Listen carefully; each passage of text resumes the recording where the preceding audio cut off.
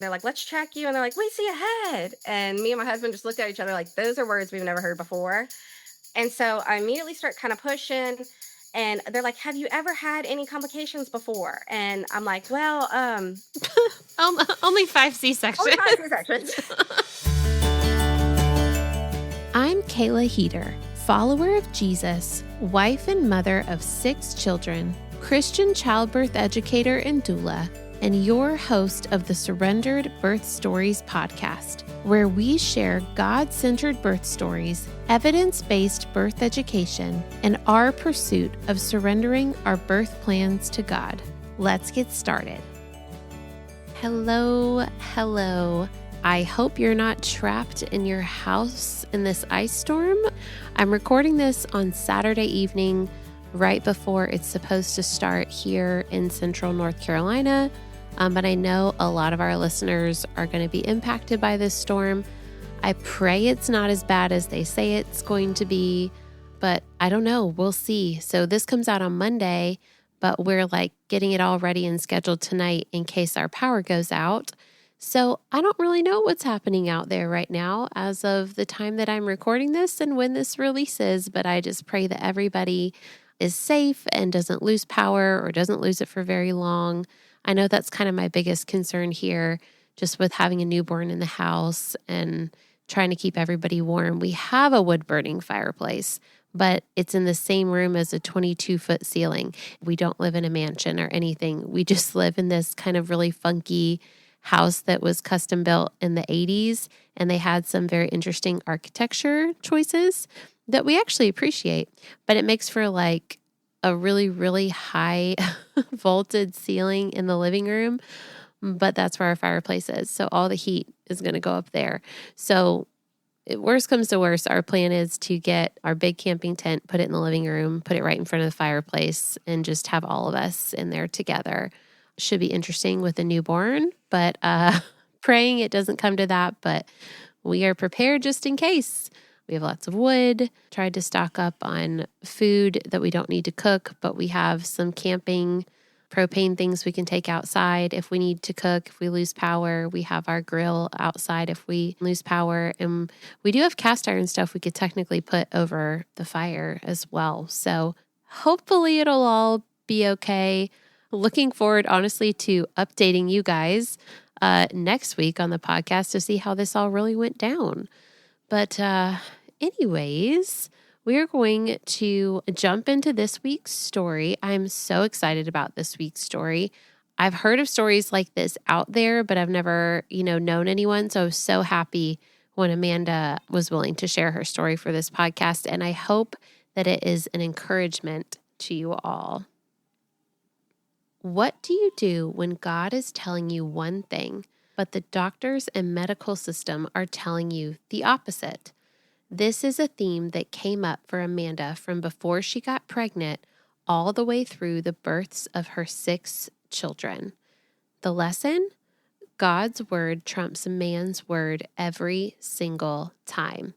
Listen to this incredible story of fear conquered by faith as Amanda has her first vaginal birth after a miraculous 5 previous C-sections. Thought that was impossible? Think again. Well, welcome to another episode of Surrendered Birth Stories. I am your host, Kayla Heater, and I have Amanda with me today.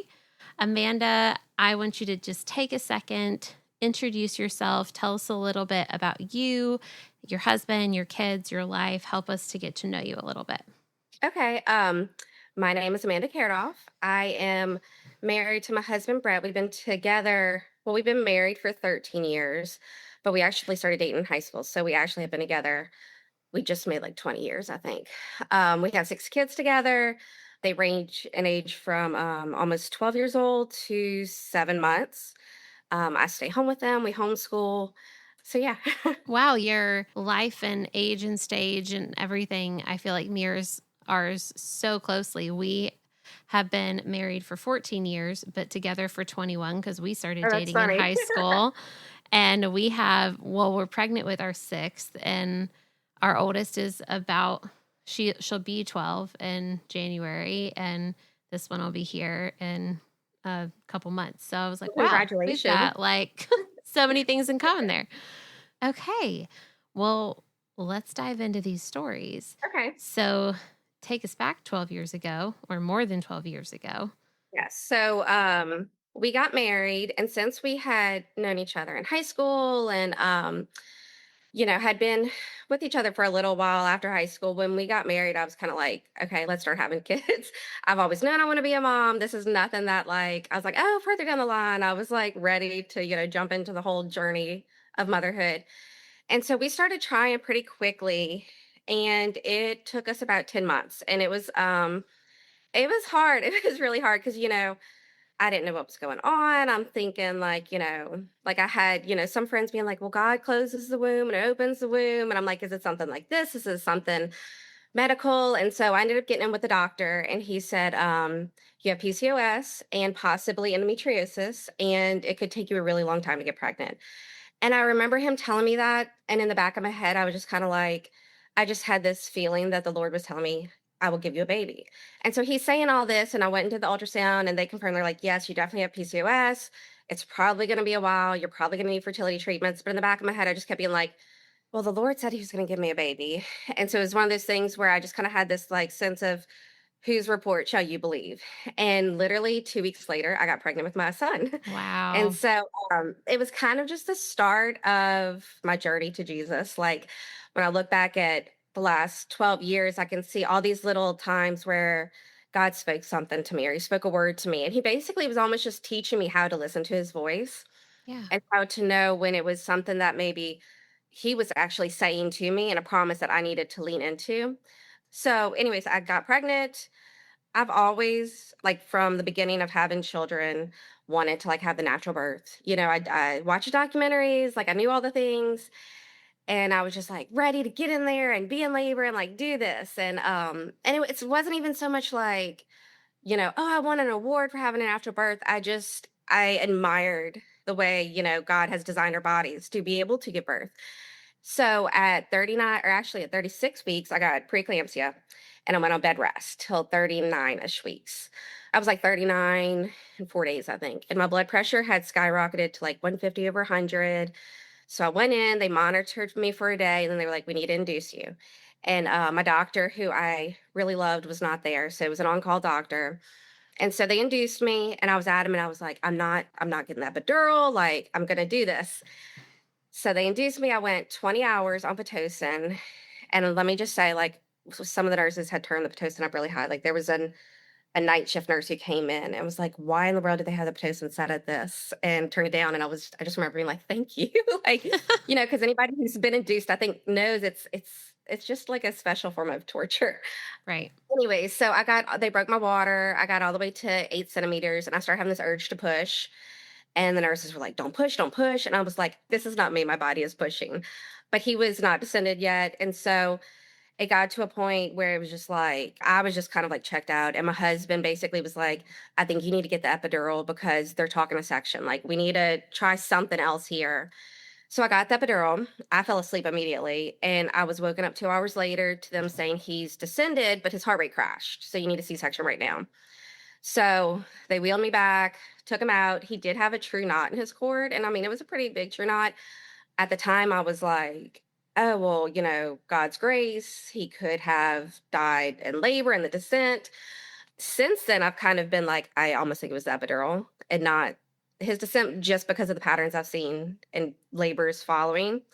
So I was very disappointed to have the section, but it was my first. So I was just kind of like, we'll do this next time. Like, I got this. I will be back. It'll be fine. And so we got pregnant about 14 months later. Pregnancy was fine. No preeclampsia, no morning sickness. Did pretty good. Went into labor at 41 weeks and like 4 days. I mean, Wow. I was Yeah. like, yes.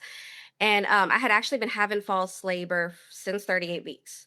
And so, one morning it started picking up again, and it was like the real deal. Now looking back, I'm like, he was in a bad position, and my body was trying to get things started. But I got up one time, and I kinda did some, the lift and tucks, Mhm. Yeah. and it broke my water. and everything was okay. But then all of a sudden, it was like the pain just skyrocketed. And it took me off guard because here I had just done like a 20-hour induced labor with no epidural. I was like confident that I was going to be like, I got this. Like, if I can handle that, I can handle, a natural labor. And I did not. It was like I was out of my mind. I was like screaming. It was just the stuff you see in horror movies. Oh, no. And I could not regain control. So we get to the hospital and his heart rate was down, like right off the bat, his heart rate was down. And so I was not there for very long before they were wheeling me back for another section. Now he was actually tucked up in my ribs with the cord wrapped around him a few times. And he was only 6 pounds and 11 ounces, but almost 42 weeks. So Wow. he was 22 inches long. So he was like this long, skinny looking kid. And I was so big. Like they pulled him out. We're all expecting this big chunk. And we were like, what? Why What is are he so little? yeah. Wait, was your first baby how He much did was your first baby weigh? he was 7'5". Okay, so you probably expected your second to be, like, a couple Oh, pounds yes, bigger. yes. I looking back, I think that the cord, like, I think he was kinda stuck, he was long, I have a very short torso, I think he was just running out of room, I think possibly my body was trying to get him down, and he was just genuinely large. Looking back at all my sections, he's the only one who I truly think, "Okay, maybe that was warranted," at that time. So had him after I had him, I had horrible, horrible postpartum anxiety, depression, like worse than I've ever felt anything in my life. I mean, it felt like I was being suffocated. I felt like I was in a black hole, could not breathe, was being strangled. It was just debilitating. And that's when I feel like I really started to dive deeper into the word, into the Bible. And because I've been a Christian since I was a child, but like that's kind of when I started being like, okay, this Bible's here and the word is living and like it can help me. I started reading Philippians 4:6 through 8. Do Mhm. not be anxious, but in everything by prayer and supplication. And I broke it down section by section. And I literally would like read it 30 times a day. I'd be like, do not be anxious. I take a deep breath. Okay, like list all my Thanksgiving, list all my prayer. I would do everything as it said in sections, and I would just feel peace.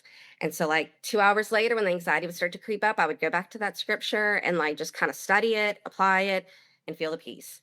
And that kind of was a turning point for me because it kind of just showed me, God's there and like his word is living for a reason. And we got pregnant 3 years later and we had really wanted our little girl. And we were gonna try in a few months, but we were at the beach and I was like confident I had already ovulated. And so we weren't as careful. Mm. I remember laying on the beach and thinking about the Lord and stuff, and like not even thinking about being pregnant, not even thinking about, my next baby. And I heard the Lord so clearly say to me, "You will have your girl." And I was just kind of like, okay, like I don't know where that came from, but okay. And not even like thinking I'm pregnant at this moment kind of thing. And 2 weeks later, my period was late, and I was like, well, let me just see. And sure enough, I was pregnant on my birthday, my 30th birthday. We had the ultrasound, found out it was a girl. And it was like that whole time I kept kind of remembering how I heard that at the beach, but I was hesitant to really believe it because I was like, maybe I'm just crazy. But then, we found out it was a little girl, and it was just kind of like this, okay, God speaks to me. Like he speaks to me. That's kind of cool. So again, I was like, I'm gonna be back. I'm fighting for this, I'm gonna do it. And at that point, I started realizing I need to, if I want this to happen, I felt like the Lord was putting two things on my heart to avoid that epidural and to keep my eyes on Jesus. And I would pray and pray and be like, but Lord, am I gonna have a VBAC? Like, I don't want to get my hopes up because I've been through two traumatic births at this point. Like, please just tell me.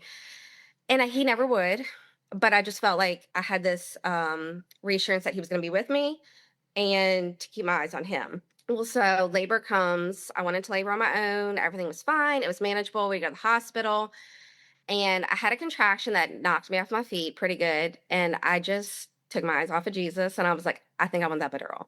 And my husband said, I think you need to wait a second. Are you sure you want this? And I was like, no, I want an easy birth. I'm tired of these crazy traumatic births where I'm like, losing my mind.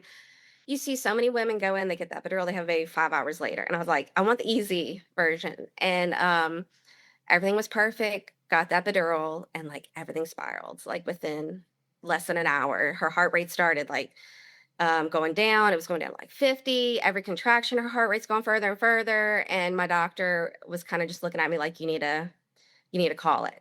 And I just was sitting there, and my husband was so mad at me because I was just kind of sitting there and I like refused to give consent for the section because I was just like, so, like, no, this isn't the way it was supposed to be. And finally I was like, okay, okay, fine. Like it is what it is. And it just broke my heart. I mean, I just like the picture, my first picture, it makes me teary. I think about it.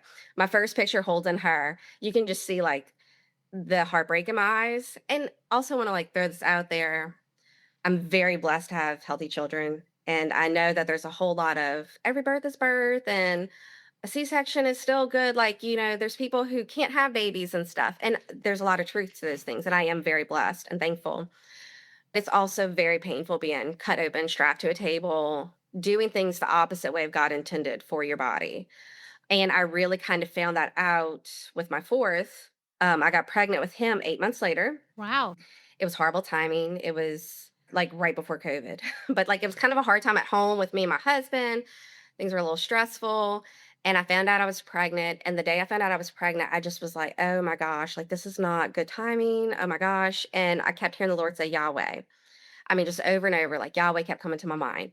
And so I Googled it, and I'm like, I know Yahweh is obviously like a name of God, but I just felt compelled to Google it. And in big bold letters, it says, He who brings into existence whatever exists. And it Mm, just was like, God created this baby. God gave me this baby. So, okay, maybe the timing was not ideal, but God brought this baby into existence. And it was funny because there was times I Googled that afterwards throughout the pregnancy and it would like bring up other things. But like that original time I Googled, it was like big bold letters. It was just like this moment of God's got a plan for me. It's okay. yeah. And so it was a pretty hard pregnancy and I was big and he was born June 2020. So that was literally like right in the middle of COVID. Right in the middle of everything. Yes. Yes. It was like a lot of turmoil. I wasn't scared of COVID personally, but it was a hard time to be pregnant with everything. Yeah. With how they were doing everything. Yes, yes, yeah, and I actually had a really bad cough that whole pregnancy. That was not COVID, but, like, what a terrible time in the world to have a cough. Right. Everyone thinks you're Yes, diseased. yes, it lasted for, like, months, and I felt like I could not go anywhere without people being like, "Oh my god," Right. If this podcast has been with you through pregnancy, labor, or those quiet postpartum moments, and it's helped you feel more confident, grounded, or less alone, I want to share something new. You can now support the show with a small monthly donation or a one-time gift. Your support helps keep these conversations going and makes this resource available to parents who really need it. If this show has supported you in this season of life, I'd be so grateful if you'd consider supporting it back. Visit the show notes to find the link to donate. I truly thank you for being a part of the Surrendered Birth community. Well, so let me back up. When I had my daughter, they really didn't find any reason for me to her heart rate to be down. They didn't. He was like, "Your uterus was really thin. Maybe it's about to rupture." He's like, "It's probably good because when I touched it, it split open." But then he would follow it up with, "Well, there are women who give birth vaginally and their uterus is really thin." So I would just didn't take that as like concrete evidence of why her, or that I was about to rupture. And But you said, like, in retrospect, you think it had something to do with the epidural because yes. that's when things spiraled. Yes, he literally my doctor had said, "Everything looks perfect." Got the epidural, he broke my water about 30 minutes after that, and it was just like, boom, everything went crazy. And even in during that labor, he tried to I don't even know what it is. They can, like, do something to kinda reverse that, like, They gave you an amnio infusion. They put your water back up maybe into so you, something probably. yes, Yeah. yes. And I could tell he kinda even had a little bit of, like, "Maybe we shouldn't have done that," you know? Yeah. And it was one of those things I just knew, and so and after her birth, I felt, just like I was at peace with what happened, but I felt like it was my fault. And like I could have avoided that. Like the first two, I was like, yeah, I don't know. That was kind of crazy. But this, I felt like I could have avoided it. With my fourth, my doctor was really pushing a section because at that point I had had three failed vaginals. My last one was only, there was going to be 16 months between the two births. And Right. Because they were so yeah, because close I got together. pregnant so quickly after, and because my uterus was so thin, he was like, "No, no, no, no." So at this point, I had gotten pretty tired of fighting the system because I was like, This was gonna be the 4th baby in 6 years, I believe.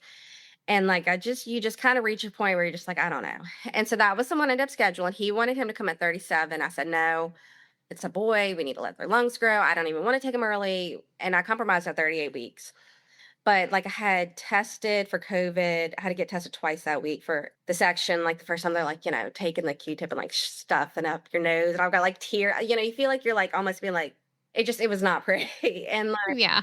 and then I had to get tested a second time just a few days later, so they knew for a fact that I did not have COVID, but I still had to go through all these protocols, and they had me wearing this mask on the table, and, like, I had that cough that would not go away, and so they had trouble with my spinal, something happened with that, it was rough. When I laid down, I had this immense pressure around, like, my I guess, like, anal area, like, there was just something not right, and I, like, was laying down, I was like, "Something's not right," like, almost pushed me back up, so they had to kinda adjust that. They're giving me meds left and right to try to get me to calm down, you know? I start having a coughing fit. I'm, like, laying this, and they've got this stupid mask on me, and I'm like, "I need to take this off." They're like, "Just breathe." I'm like, "I can't breathe. I'm having a coughing fit.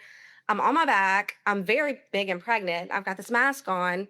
Were your arms tied down? Yes, with my arms tied, and they're like, "Just breathe." I'm like, "I literally can't." And so I'm trying to, and they're like, "It's for your own good. Keep the mask on." And they all have Right. their mask on, Right, like, for your own good, not for yes, theirs. yes. Like, let me have a choice. I will take the risk right now. Please let me take the mask off. So the anesthesiologist was amazing and said, "Why don't you have an oxygen mask instead of a regular mask?" And I was like, "Yes, because I need oxygen right now." So he gave me the oxygen mask. That helped. But all that was happening, they don't let your husband in the room while they're, like, prepping you. And then after you're, like, fully prepped, they let your husband in. So all this is happening. I don't even have my husband right there. And it was just like my anxiety was through the roof. And I just felt so mutilated. Like, I mean, all the sections have been hard, but this section was different. I just felt that was the first time I really almost felt like trauma from it. I felt mutilated. I felt like a pig on a conveyor belt, and they're just like a cow on a conveyor belt, and they're just doing all their things on me. And I'm like, I'm not an individual that y'all are respecting and listening to and, like, using your mind to see she can't breathe right now. Maybe let's take the mask off. It was hard. And then being in the hospital postpartum, we couldn't have any visitors. Right. It was a tough time. And then because of the section, I was there, like, 4 or 5 days. And the nurses would come in, and if we didn't have our mask on, they, run off and call us on the phone and be like, "Put your mask on before we can come in and help you." And it was just it was a very not fun experience, and that had me so done. And then, obviously, so then I go back home, I've got a 16-month-old strong-willed little toddler and a brand new baby, and I was a little bit, like, at that point, I had my, like, C-section shell from being cut open so many times, kinda, like, overhanging, and so I was not healing super well right there. My incision was not healing as well, and it was my first recovery that was really kinda brutal.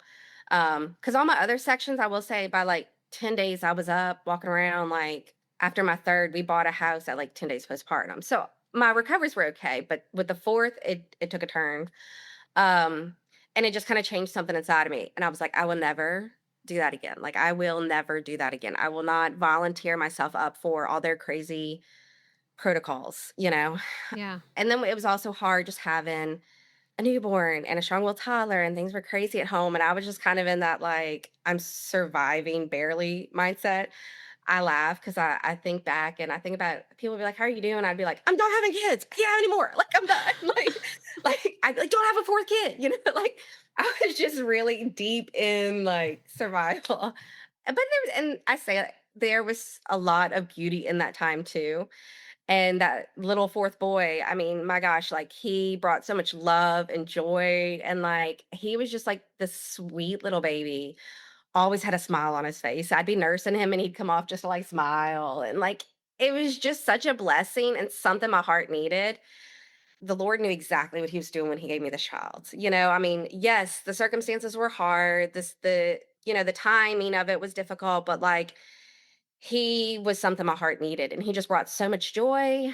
But I still was, like, confident I was done. And then, so for my 5th, and this is where things kinda got crazy for me, we were using protection and it failed.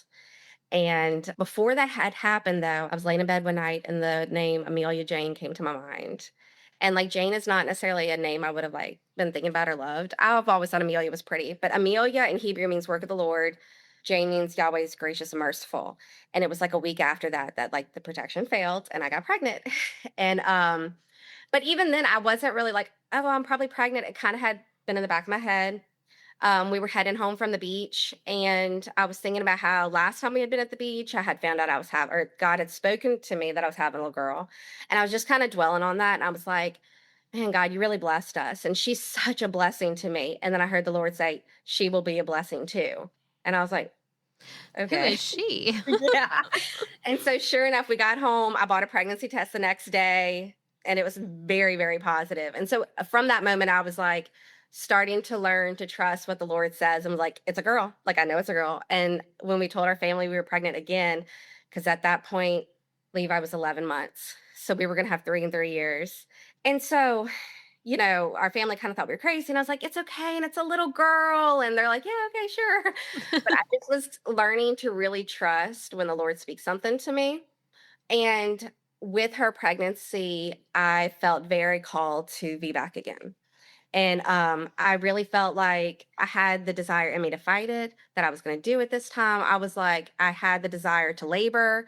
I had the desire to like worship in labor and just experience it. And I had just this new fire in me to do it. And with my doctor, I would talk to him about it. And he is the most natural minded doctor in the area, but he's at a hospital that is not so natural minded. I'm not sure I've heard of a naturally minded hospital. No.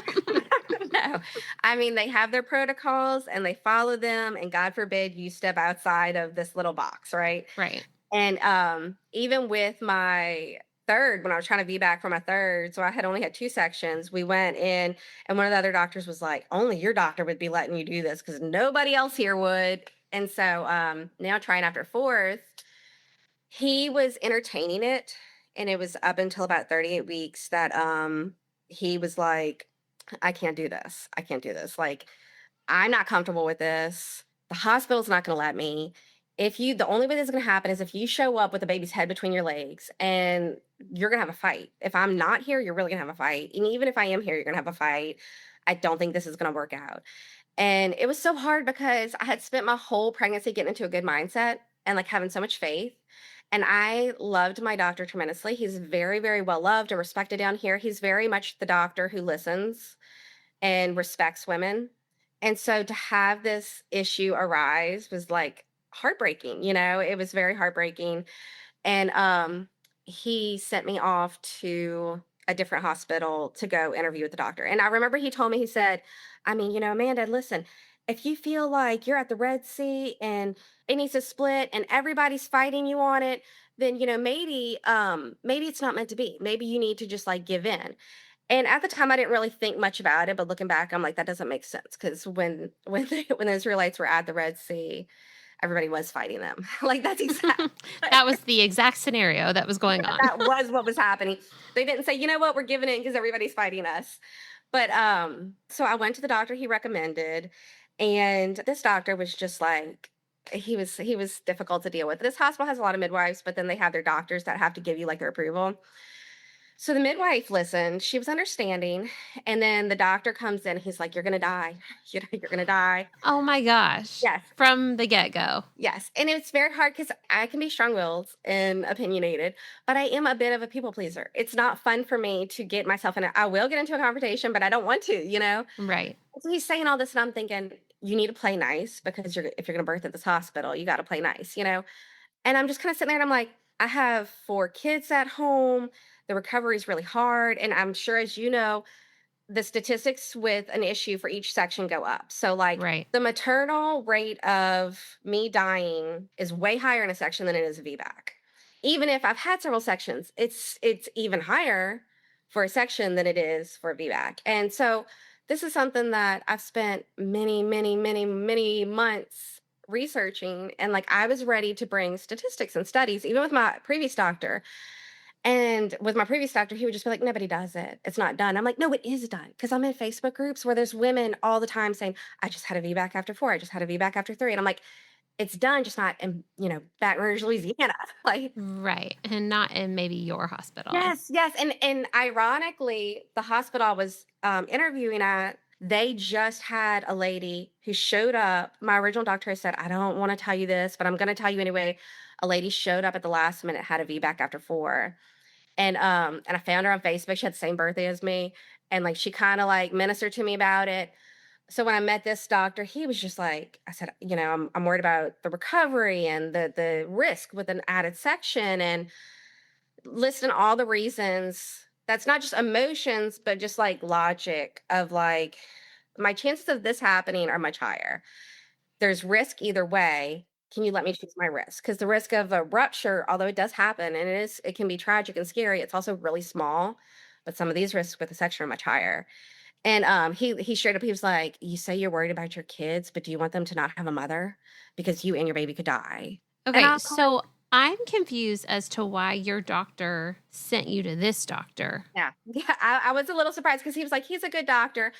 I went back to my original and I told him, I said, "No, he is not nice. He was very patronizing and ugly, and like I will not go to him, but I will go to the hospital to see the midwives." But like I straight up told him, I was like, "Don't recommend that man to people." Like he was not, and he just kind of put his head down. And it's like I don't think there are many doctors around here that people can recommend probably.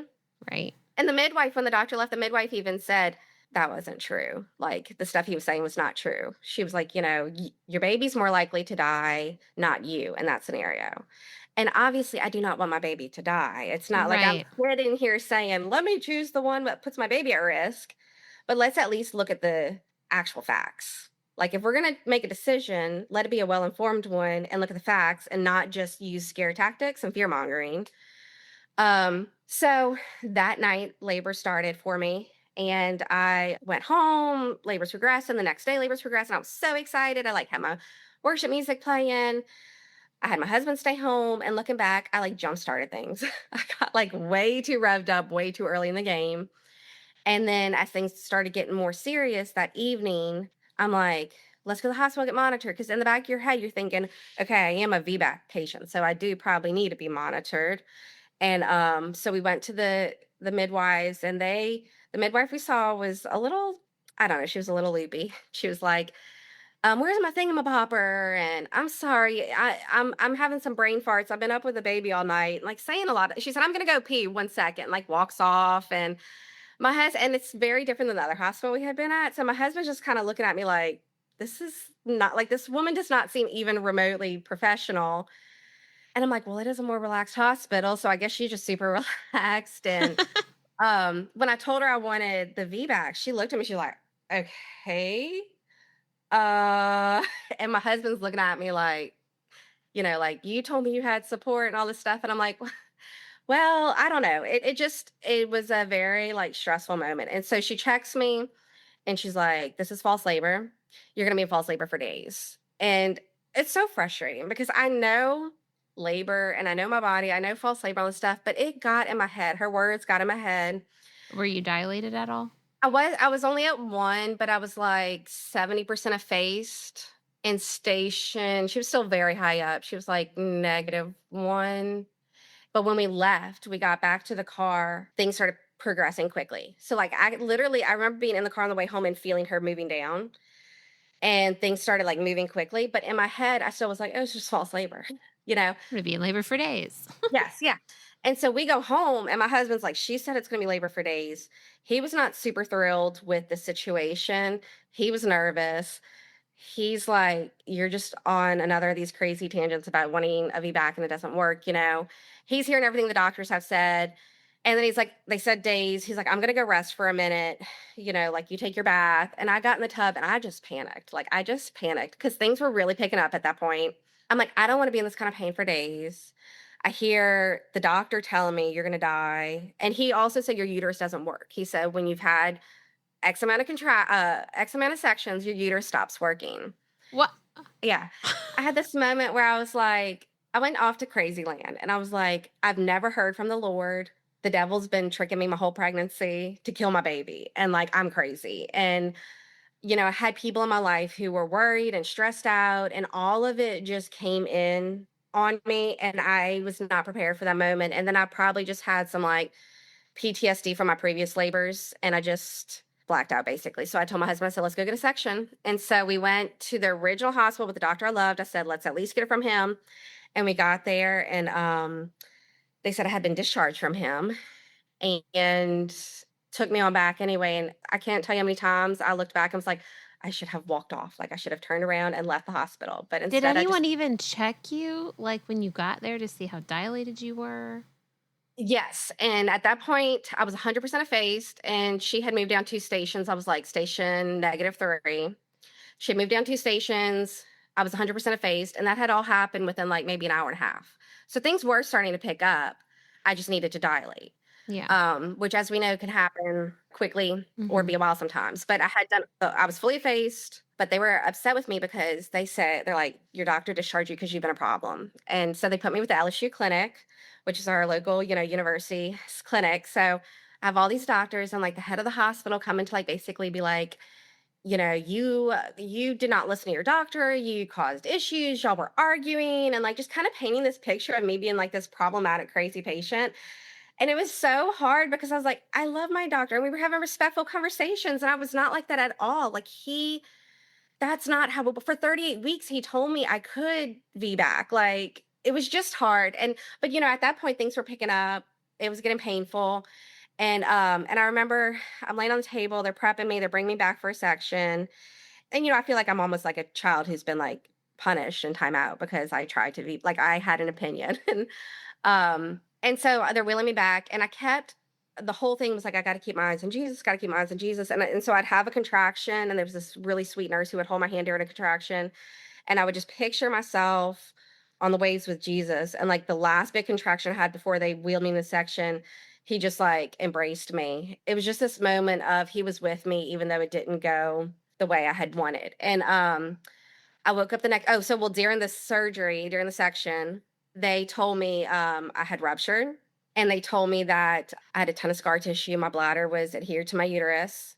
I had so much scar tissue that the surgery took twice as long, and they kept saying I ruptured, and I just was having this moment of, like, "What do you mean I ruptured?" Like, I've been having this whole pregnancy thinking God's leading me towards a VBAC. Like, at one point, I had heard the Lord say, "I will give you a VBAC."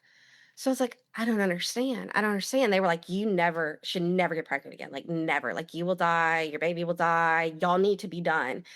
And so we get back to my room, and I'm just like, what in the world just happened? And I mean, the next morning I woke up, felt like I woke up from, like, a bad dream. Like, what did I just do? I spent 9 months preparing, and then literally just said, give me a section. Like, why did I do that? What was I doing? And then I ruptured. And I honestly, for the first time in my entire life, had a moment of, like, is Jesus real? Am I crazy? Have I just been talking to, like, an imaginary friend? Like, what is happening? I had, like, a real crisis of faith because it just confused me. I was so confident. How did this happen? And being discharged from my doctor was so heartbreaking for me because this was a man who really listened, and I was frustrated with him. I was frustrated that he didn't tell me I was discharged. I was frustrated that he waited till 38 weeks to, like, tell me all this stuff. Like, I felt betrayed in a sense.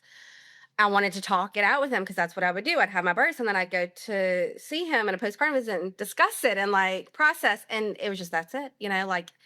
And so I had even reached out. I was like, can I get reestablished? Because in my last visit, I had said, if I go to Ochsner, can I come back to you? Like, I want you to be my doctor. And he was like, oh, yeah, yeah, yeah. I don't know what happened. I don't know how it all played out.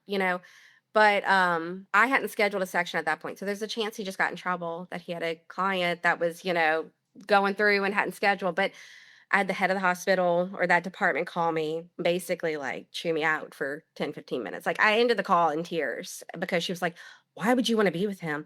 You don't respect his opinion. You don't respect him. You don't listen to anything he says. He can't have you as his patient, and, like, just being very ugly and degrading. And I mean, I just sat there, like, just completely humbled and in tears. I was like, I like my dog. Like, I just wanted the chance to try to have a vaginal birth. So that took a lot to move on from. I got EMDR therapy, which I highly recommend because that kind of got me out of that, like, fight or flight, and it helped me process everything. And it was really beautiful because doing the EMDR, you go through it a few times, and, like, the second or third time, I started seeing all the ways that, like, the Lord was with me in labor, and the Lord was with me during the section and all this stuff, and so that kinda helped heal me, and then, my 6-week post-op visit, I asked the lady, the doctor, I made sure to see her. I said, "What happened?" "You said I ruptured." I said, "Do you think I coulda had her vaginally?" And she was like, "Yeah." And I'm like, "Okay." I said, "You said I ruptured?" She said, "Well, your uterus tore when we pulled her out of the birth canal." And I was like, "That's a little bit different." That's different than a rupture. Like, you told me over and over, you ruptured, but you tore my uterus, pulling her back out the birth canal." And it was just like this, like, aha moment of, she was in the birth canal. She was coming out. And she did have a cone head in the pictures and stuff. Like, she was on her way out. You were pulling her out and tore me, and then continued to make me feel like I had already ruptured or had ruptured in labor, something like that. And it just kind of like everything made sense. And then it really kind of, the notion of like, once again, I had taken my eyes off of Jesus. And like, I went and opted in for something. And it was just, I mean, I had this beautiful baby. I was upset that I was so hung up on it because I don't want to be that way. I want to just be like, oh, it is what it is. But I was hung up on it. And the best way I could explain it was I felt like God had given me a second chance. He had given me a beautiful gift. And then I just like threw it out the window. And it just, that's a not good feeling. Like, I felt like I almost disobeyed him, and I ended up having to ask for forgiveness because I was like, I'm not saying that it was a sin to get a section or that I sinned, but I doubted. And I like completely took my eyes off of him. And so for me personally, I had done all this journey for him to give me something beautiful, just for me to be like, run back to the people who caused some of these issues in the first place. And it was hard. It broke me a good bit. And it was one of the hardest things I've had to go through. And then I would have nightmares about getting pregnant again and not knowing where I was going to go, or not having a doctor, or something terrible happening. And I was like, they said I have all the scar tissue and I could rupture again. And like, I just was gripped with fear. And I finally just had this moment of like, I'm giving this to God. Because if I get pregnant again, like, we plan on being done, but I'm giving this to God because it's in his hands and he will bring me through whatever happens. And so once I did that, I really was able to kind of like take a deep breath and relax, but we still wanted to be done. I very much was content with 5. I was like, got my hands full. I had 3 babies literally within almost 3 years exactly. Had my 2 older boys, and was just, we had our hands full. But the Lord kept wrestling with me to have another. And he was very gracious, and I feel like gave me a long time to kind of heal and bring myself around to it. It was just this nagging feeling of like, are you saying you're done or am I saying you're done? And I kept being like, no, we've got our hands full. And even like, this was everything was getting expensive and inflation. And I'm like, we can't even Mhm. afford another. Like, money is tight right now. We can't afford another, Lord. And he's like, are you worrying about that or are you giving it to me? And so I started saying, Jehovah Jireh, my provider, Jehovah Nisi, like going through all these things, just kind of naming who he is. And lo and behold, a month after like saying all that, my husband got a promotion at work, and like things kind of, we got a bonus check, and like things started kind of like feeling less desperate. And there was one time at church, I was walking to the bathroom, and like very clearly I heard the Lord say, obedience comes before healing. And it was like at that point I was really starting to know, like, he wants me to have another child. Like, this is not just a little crazy notion. Like, I can be kind of OCD. Like, am I obsessing about it? So I'm like, no, he's telling me I need to have another. And then another time I was sitting in bed and my husband was holding our daughter, and like just the story of Abraham and Isaac and Ishmael came to my mind. And I was like, Abraham, God told Abraham something, and Abraham jumped the gun and had Ishmael. But God's word is still true and God is still faithful. And he still gave him Isaac. And I'm like, I jumped the gun and got a section, but God's word is still true and he's still faithful. And it's reassuring to know that I can still trust in him, and he still has a story for me. So we kind of handed over our fertility to the Lord. And I can't tell you the peace that came from that. Like, I was so nervous about having another child, and just even the trauma of, well, have another section. I don't have it in me to labor. I don't have it in me to have another surgery. My hands are full. I can't do any of this. And then when I handed it over, it was like, just peace, just like overwhelming peace, like just overwhelming peace. I was like, okay, this is very much God because I just feel so peaceful. And then we got pregnant and it actually was a chemical pregnancy. So I lost the baby pretty early on. It was like right after 5 weeks. And it was sad. It was heartbreaking because I'm like, okay, Lord, I hand it over to you and then I lose a baby. Like, what is this? But it was crazy because I was sitting in bed and I had a feeling it was coming because the pregnancy tests were getting lighter. And I just had anxiety. Like, I just, in my heart, like we were going to announce to people. And then I just felt a hold up, like, no, like I kind of just knew it was coming. And so I was sitting in bed and I felt a super strong contraction type of feel, like really strong. And I was like, that's weird. I feel like I just had a contraction. And like an hour later, I went up to go to the bathroom and I had passed, like, very tiny little baby. Because I mean, it was very early on, but it just also had this moment of like, my uterus works.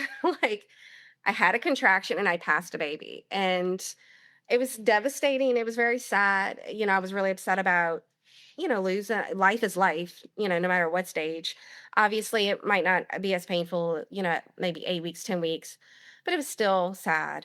But I did have this revelation of, like, the baby passed, my uterus contracted, and expelled the baby, like, in one contraction, and not that it was much, but it just kinda was like this moment, of like, "Okay, my uterus." I believe in this lie that this doctor told me that my uterus don't work, which doesn't even make sense because I get a cycle every month. Right. Like, clearly your uterus works.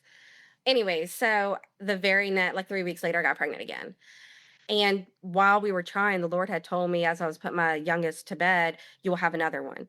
So, like, I knew I was gonna get pregnant. When I got pregnant, I was so excited. I was like, all that, like, "Oh, I don't know if I can have another baby." I was like, "Yes!" Like, we are doing what God has called us to do, and it feels good, and it's right. And so then literally just over the next 9 months, it was like every single day I was on my knees praying, seeking God, "What do you want me to do? If you want me to get a section, I will do it." Like, I don't want to, but I will. If that is what you are calling of me, I will do it. I am your vessel. You just lead and tell me where to go. And so it was a lot of praying, stuff like that. And I was seeking the Lord on what to do. And then I had gotten on Facebook and a friend of mine had posted about Isaiah 30. And Isaiah 30 is basically talking about the Israelites leave Egypt, but they're still wanting to go back to Egypt. And the whole thing is they're so obstinate and they're like, they have, issues and they're like, what will Egypt say? Let's go back to them instead of seeking the Lord. And they're like relying on the structures of men, instead of going to the Lord. And there's a verse that's so cool. I forget word for word, but basically like the Lord is longing to be gracious to you. You just have to wait on him. And it was just this moment of like, he wants to be gracious to me, but I keep reacting. I'm not being patient. I heard and got the epidural. I scheduled the section. I went in and got the section because of labor. And like, I got to just wait. Like, I've just got to learn to sit with him, be still. And it was a long 9 months because I didn't have an ultrasound, didn't have any kind of doctor appointments. I did all my blood work, took my sugars at home, was, taking my blood pressure, had a Doppler, would hear the heartbeat, but it was a wild pregnancy. Oh, okay. Yeah, so, like, there was no other than me hearing the heartbeat and feeling the movements like crazy, there was nothing, to, like, say, "Hey, the baby's okay." And honestly, I knew the baby was okay, but I was worried it was twins. Like, Ah, I was like, "I'm so confident that I'm gonna have 2 babies come out because I was measuring 6 to 8 weeks ahead the entire time. Like, I was measuring my fundal height. wow. And I had measured 3 weeks ahead in a couple pregnancies, but I was like 6 to 8 weeks ahead consistently. And so I was just confident. I was like, I'm gonna pop out 2 babies. This is like, I need to be prepared. But I just very firmly could hear the Lord saying, "Do not go back to Egypt." And I didn't even want to tell a lot of people that because it sounds so silly, like in modern day to say, "Do not go back to Egypt." And sometimes we do need doctors and we need the medical system. And I am not over here saying like no one should ever go to a doctor. But in that situation, I felt like the Lord was saying, "I have set you free from the system that keeps enslaving you. You want to do things my way, so do not keep going back to them because they're going to keep putting you on the table. Wait." And so that's what I did. And it was hard, but the Lord was very gracious and gave me a lot of signs along the way and like things that, like, it's just mind blowing. Like the things that He was speaking to me and doing, and like I'm hesitant to even say this because it sounds really crazy, and I was unsure if I was even gonna say it or not, but, like, one night I went outside, and I clearly saw in the sky, like, the clouds were, like, letters VBAC, like VBAC, and I was like and I went to grab my phone, I didn't have my phone on me, and I ran inside and texted my friend, either I am literally crazy or I just saw this, and I didn't tell anybody else about it because I still was, had my own reservation, like, I don't know. Hope deferred makes the heart sick, and I've been heartsick before, but there were so many things that God was speaking to me and saying and doing, and I was like, I feel like I am laying it all out there, and He is giving me the confirmation I need to continue to just sit with Him. And He was very gracious in doing that because He doesn't have to do that, And I feel like He just gave me these little hugs along the way to know that I'm on the right track. It's okay. There was one point where I was praying and I felt kind of sad because my husband was not super on board. And he kind of knew what, like, you're going to do what you're going to do. And it was fine up until like the last month. Things got pretty tense. And there was one point I was really kind of just upset thinking, I want somebody to pray with me in labor. Like, I want somebody praying over me. And then I thought, you know what? The Bible says Jesus prays over us. And I literally was like, Jesus, if nobody else is praying over me, will you pray over me? And not 1 or 2 days later, my husband's papa, who's like this huge intercessor, sent me this really long text with this like on point prayer and like the most encouraging prayer. And it was just this moment of like he's taking care of me. Like the Lord is taking care of me, not just guiding me and leading me, but encouraging me and showing me the way to go. And so all this was hard. I went a week overdue. I was like a day or two shy of 41 weeks. My daughter's birthday was January 31st. And that night, I went outside, I was talking to my mom on the phone, and I looked up and I saw the clouds kinda like part like it was all white, and I saw the clouds kinda part like this, and it was just like this empty space. And the week before, in church, I had been praying and I was like, "I really just need you to part the Red Sea." And at that moment, one of the pastors came up and said, some of you feel like you're facing a mountain and you don't know what to do, but God still parts Red Seas and He's going to part that Red Sea for you. And I was reminded of the doctor originally telling me, you might be at the Red Sea. And it was just kind of this moment. I saw this and I was like, I bet I'm going to go into labor tonight.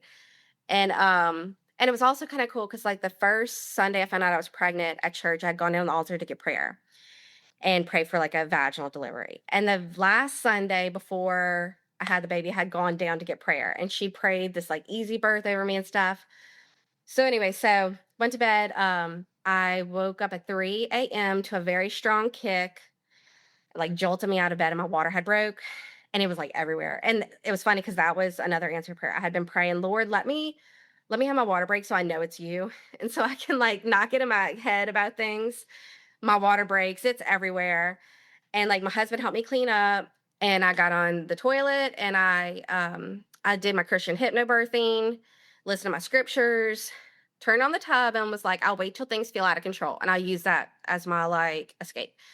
And walked around a little, got in the tub, things started to pick up, and I remember it was, like, 4 a.m., 5 a.m. I remember being like I had been praying that I'd have, like, the bloody show and the mucus plug, like, let me see things, like, I need to see it Mm. so I'm not kinda going to the crazy place, and, I got out, sure enough, like, lost all of it all at once, and, like, that was just kinda reassurance, like, things are progressing, and what was also so beautiful is every single labor I had, my contractions would last 2 minutes, and they would be back to back. So it was very brutal because I would literally have a full 2-minute contraction, and a lot of times it's back labor, Mm. and, or not a lot of times, all the times it was back labor, and this was my first labor that it wasn't in my back, and my contractions were lasting for a minute and then stopping, and I was like, "Huh," This is just how it's supposed to be. that's just how it's supposed to be, and I had been seeing, amazing chiropractor the whole pregnancy or the towards the end, and I mean, even my last visit with her, she was like, "Everything is perfect, like, literally everything is perfect. I don't even need to see you today. I'm not gonna do anything because everything's so lined up." And so, it was just like all such good confirmation, you know? And so, things are progressing. I remember looking outside, it was like 5 a.m. and being like, things need to start picking up because, like, I want to be done soon. Like, by daybreak, I have 5 kids that are gonna be waking up. And so things did start picking up and they were intense. I was on my hands and knees. And it's funny, like, I remember just telling God and saying, I'll do this 5 more times and that's it. Like, this needs to be done in 5 contractions. Like, I'm putting a limit on it. 5 contractions. I will give you 5.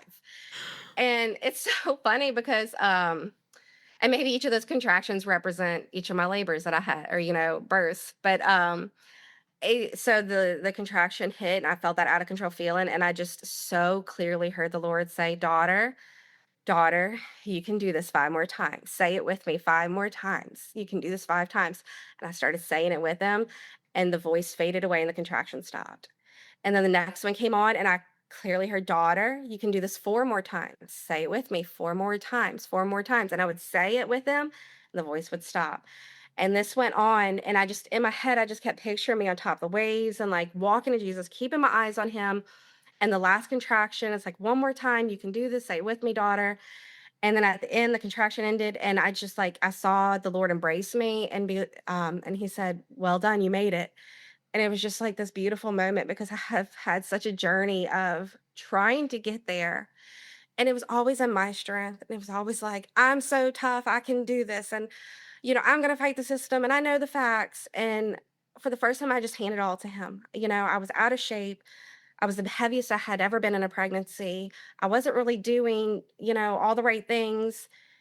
I wasn't fighting the system. I wouldn't even go in the system. And I just handed it to him. And I finally was able to keep my eyes on him. And just like the beauty of the affirmation and just like identity that I had, hearing him say daughter, hearing him embrace me, it was just a beautiful moment. I got so much more than just, oh, I accomplished labor. It was something deep in my spirit that he was healed in that moment. And it was really cool because I could feel my cervix stretching in those moments too. And I remember I've always wanted to, like, I'm the weirdo that wants to experience labor. And I remember the back of my head being like, "I can feel my cervix getting bigger. This is awesome." And so right after that 5th contraction, having that, it was different. I had some panic, and I clearly knew, I was like, "I'm in transition. Like, I'm in transition. I know this."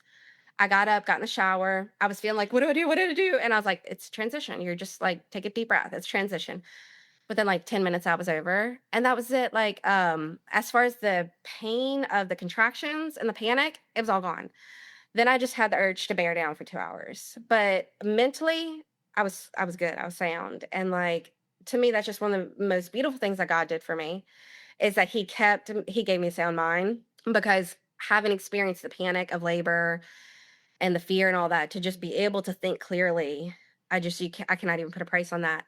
At one point I was in the shower, and I'm bearing down, and I'm, having these strong instincts to push, and like threw me down to like I literally fell on my knees, and like I get up and I'm squatting, and I guess I was holding my breath, and I heard the Lord say, "You need to breathe, your baby needs oxygen." And I was like, I just felt like the Lord was coaching me through these things. And I kept being like, "Okay, baby's coming soon," right? And I'd put my hand down and just come back, and I'd have a lot of blood. I was bleeding a lot. And so I'd go, and every time I'd push, I'd be like, "Okay, is there gonna be baby?" And I'd like feel, and it was just like big clots of blood. And so that was a little freaky. And my husband would come check on me. He'd be like, at that point, all the kids are awake. He's awake. It's around 6 a.m. And I was like, "Give me some water." And he'd leave. And around 8 a.m., my parents had come over. And at that point, I was just feeling like it's time to go to the hospital. Like, okay, it's time to go to the hospital. And I didn't even pack a hospital bag because I wanted to be open to whatever the Lord was telling me, and I didn't want to immediately just run and go to the hospital. I'm like, I had supplies if I needed to birth at home. I had everything I needed ready. I was open to go to the hospital, but I just did not want it to be anything I had pre-planned. I wanted it to be what I felt in the moment. And so I felt the Lord saying it's time to go. And we went, and like the walk from my bathroom to my van was like, felt like a marathon. And I get in the van, and I'm like squatting, I'm like in the middle seat, and we have an Odyssey, and I'm like on my knees, kind of holding on. We drive 20 minutes. And at that point, I remember feeling like, I don't know if I'm about to walk into another section. I don't know if my baby's dead. Like, I don't know what's going on. I know I've been bleeding a lot. And even in the labor, I was thinking I'm bleeding, but did I rupture? I'm like, well, I'm not having pain. Rupture, you're gonna have pain, you're gonna have shoulder pain, you're gonna have belly pain, your abdomen's gonna stay hard. None of these things are happening. I'm not having pain at all. And it's not continuous blood, it's only when I'm pushing. And so it's like I was being able to kind of reason some of these things. And I knew one of my other labors I had bled too. So we get there, and we were pulling up, and I just said out Lord, I was like, "Lord, I don't know what's about to happen. I don't know why I'm here. I don't know why the baby hasn't come out yet, but I trust you. And whatever I walk into, I trust that all this was for a reason. Maybe it's going to be the worst news of my life. Maybe I'm going to have another section. I don't know, but I trust that you ultimately have a plan. I'm not crazy. You've led me to it." So we go in, and we're going to the hospital, and immediately we're greeted by a beautiful team of like energetic, warm, welcoming midwives and nurses, and they whisked me away. And it was like that was my husband's answer prayer because when I was with the LSU clinic, it's like he had all these young students working on me, and nobody's really like paying attention to me. And like he's over here, like, are they going to botch her up? And I mean, they tore my uterus, and yet, so for all these women to take over and like they wheel me off, and it's like this relief for him, like it's not in my hands, it's between her and God and now these nurses. And they bring me to the bed, put me on, and they're like, let's check you. And they're like, we see a head. And me and my husband just looked at each other like, those are words we've never heard before. And so I immediately start kind of pushing. And they're like, have you ever had any complications before? And I'm like, well, Only 5 only C-sections. 5 C-sections, because they're thinking like, does the baby have like sticky shoulders? Like, is this a shoulder issue? And I'm like, five sections. And they're like, you could feel the energy in the room. And they're like, that's why you didn't have prenatal care. I'm like, yeah. So at that point, I honestly did not have any more contractions to keep pushing, but I mentally was like, I'm not going to sit here and wait for contraction because now I'm there on their clock. And I've got all these people, I've had no prenatal care. They don't know my history. Like, they don't know if I'm crazy. And so I just like willed it out of me in that Was moment. this a different hospital than the ones you had the sections at? No, this was the one that the doctor told me to go to with the midwives. Oh, okay, okay, Where okay. our first experience, the midwife was just so like, The loopy midwife, but she wasn't there this time. no. And Okay. these midwives that met us were like on top of it and like there. And so that was just kind of a little bit healing in itself. And nobody was like, oh my God, you're crazy. They were like, what? Well, you're going to have this. And like one nurse grabbed my phone and or my husband's phone and recorded the whole thing for me. They were all cheering me on. Like one of the ladies was talking me through it. And even though mentally I knew what to expect, it was still so comforting to have somebody be like, this is the ring of fire.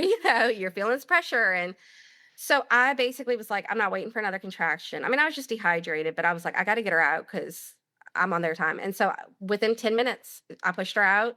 She came out. She was an entire pound bigger than all my babies at 8 pounds, 6 ounces. Her head was 97th percentile. And, she was like 21 and a half inches long, and I didn't tear. Whoop, Um, whoop. I know, I was like, You didn't tear in the uterus or the perineum. yes, yes, like, I literally there was no tears. It was just, like, a moment of, like, "Oh," and it's funny, I ended up being on my back pushing, which ate me up for a while afterwards because I was like, "Oh, I finally get it, boy, I'm on my back." Like, because I had a little bit of a rough recovery just from the way I was pushing on my tailbone. My tailbone had a little hard time after that. In the video, I say, "Maybe I should get on my hands and knees," and they're like, "No, there's no time. Get her out now," and she's like, okay, whatever. But when she came out, she was all floppy and blue. But God had almost been preparing me for that. I'd seen so many videos of babies coming out and then they go in the mom and they're fine. And like they just need a little time. Stimulation, yeah. Yes, yes. And like, but of course it wasn't like that. They like there was no milking the cord. They're like, cut the cord and all this stuff. And I think she probably came out pretty quickly down there. And then she did have the cord wrapped a couple times. So they took her over to the little table and they're like sucking out all the oxygen. They said she had swallowed a lot of amniotic fluid. So she was not immediately placed on my chest, but in the grand scheme of things, that is okay. That is more than okay because I was not cut open. But like I didn't have an IV, like nothing. Like literally went in, pushed her out 10 minutes later, and it was a girl. We didn't know what it was, obviously, because no ultrasound. And it's funny because in this way, I feel like God had his hand on it too, because for both my girls, my uterus was so thin, but my boys, it wasn't. And so there actually is some studies that talks about that, like maybe it could be progesterone related, and then your progesterone's different with girl pregnancies and boy pregnancies. So I had done all this like studying of like, okay, maybe it's because my progesterone was, high or low or this or that. And so I was convinced that this baby was a boy, like convinced. And there were many times where I was like, I don't even have to worry about my uterus being thin because it's not a girl. And so the fact that she was a pound bigger and a girl and everything was fine. We went a week overdue. God was like, not only am I going to give you the birth you want, but I'm also going to show everybody how ultimately I can make it happen. Like it's not like, well, thank God she was your smallest, or well, thank God this. It's like, no, he blew all the parameters out the water and was like, look what I can do. And it's funny because I mean, many times I was like, let this be a situation where we give you all the glory. It's not in my might, but yours. So anyway, so that pretty much sums up all of my birth stuff. But it was just really beautiful. Even like my first daughter, who I had opted for the epidural, she was born on January 31st, but her due date was February 1st. And so exactly 6 years later, I had my VBAC on her due date, February 1st. And it Hmm. just was like this cool, like full circle moment, like I don't know, it's just funny, like and it's funny because in a lot of ways, she actually reminds me of my daughter, but, it was just a cool kinda moment. That's so beautiful. I've absolutely loved like listening to every detail of this. This has been I knew the basis of your story that you had 5 C-sections and your 6th was a vaginal birth, Yeah. but I had no idea like how or why or what happened. Like even as you're telling your story, I'm like, is she about to push this out in the shower? Like, are we about to free birth? Like, what's gonna I was happen? trying. Wow. That is incredible. I'm inspired, and I know so many other women are going to be inspired as well. As we wrap up, is there anything else you wanted to share to moms and dads out there, expecting parents, whether they're first time parents or whether they've had multiple C-sections like yourself? Is there anything you would say to them in terms of faith or birth or prep or what? Yeah. I mean, I guess, faith and just, like, handing it to him, handing it to Jesus, I think has so much to do with it because I can't sit here and be like, I do think that you need to research and know your facts, but, like, me and one of my best friends, that's what we did, like, we knew the birth stuff, and she had ended up with all sections too, and so did I, and a lot of our other people we knew who don't know go in and have it. So I'm hesitant to say, make sure you know all this stuff. I feel like it is very, very, very important. But also just like really being flexible and handing everything to the Lord because, like, ultimately, whatever your plans are, he has plans for you too. And so, we can hold tight to like this, but we really need to be flexible even with what the doctors tell us. The doctor might say, no, you should not get pregnant again. No, your baby will die. But you need to stop and say, what is the Lord telling me? What is he impressing on my heart? Am I done having kids? Is this okay? The doctor's saying this, but what is the Lord saying to me? Do I need to go a separate way? Or and then the reverse, like, okay, maybe the Lord is telling you to go to the hospital or to go see a doctor or to have a section, and just being flexible and knowing that ultimately, like, He is in control. There's so many when I look back. I mean, I probably left out a good bit of things of like the ways He like intertwined everything. It's like a beautiful little story. And I'm like all these little things, and I'm like, oh, that's so cool. That's so cool. And all that to say, he knew it, he planned it, he knew what was gonna happen to me, and sometimes just being flexible and leaning into him and handing it to him, I think that goes a long way. Hmm. There was a time where I was really struggling with, "Am I doing the right thing? How am I gonna get through this?" Because I didn't want to labor. I really this time I was not wanting to labor. I was, like, petrified of it because I just associated it with pain from all my, PTSD from my past births, and the Lord kept kind of pressing on my heart, if he leads you to it, he'll lead you through it. And I had posted in a group just asking for some encouragement. And one lady literally commented almost that exactly. She was like, if the Lord is leading you to this, he will lead you through it. And that's exactly what he did. He literally led me through my birth, and I think it's important for us to remember like whatever he's leading you to is it could be hard. Those last few weeks of my pregnancy were like extremely difficult emotionally. Like, I had sound mind, which I praise God for because I could have been a basket case and been like, people are frustrated with me that I'm not doing what they want me to do. And this is hard and it's scary. And honestly, there is a moment of like, what if my baby dies and it's at my hands? That's petrifying. Like, I don't want that. Like, this is not more important to me than my baby's life.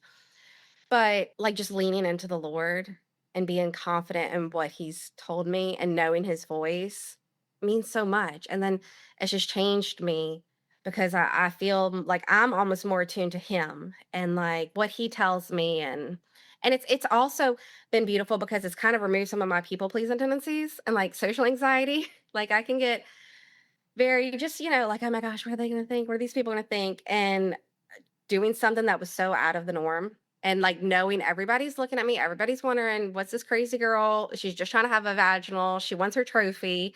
And it was not like that at all. But just kinda putting that aside and, being like, "This is what the Lord's called me to do," it kind of helped me overcome some of those tendencies and be like, "The fear of man is a snare, but I gotta trust in the Lord," you know? So yeah. I love that so much. This is, Amanda, this has been great. I have loved every second of this. Thank you so much for being willing to come on here and sharing your stories and sharing your faith. It's just an honor. Of course. I'm glad. I hope that it helps somebody.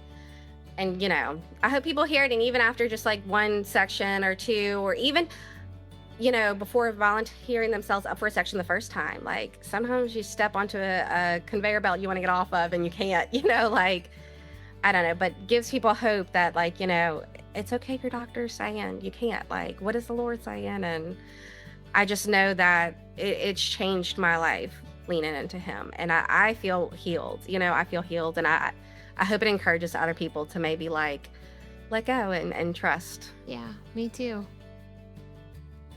Thank you so much for listening to today's episode. You can reach me at Surrendered Birth Services on Instagram or email me at contact@surrenderedbirthservices.com. Be sure not to miss an episode by hitting the follow button. Also, we'd love for you to leave a written review of the show so that more people's births and lives can be changed by the love of Jesus and the empowerment of accurate birth education. If you really enjoyed this episode in particular, please take a screenshot of it and post it to your Instagram story, tagging Surrendered Birth Services. If you would like to be a guest on the Surrendered Birth Stories podcast, please click the link in the episode show notes to fill out your interest form. Also, if you're interested in taking my childbirth classes, birth consultations, or having me as your birth doula, please click on the link in the show notes to take you to my website for online and in-person options. Just as a reminder, this show is not giving medical advice, so please continue to see your personal care provider as needs arise. We hope you have a great week, and remember, learn all that you can, make the best plans, and then leave it in God's hands.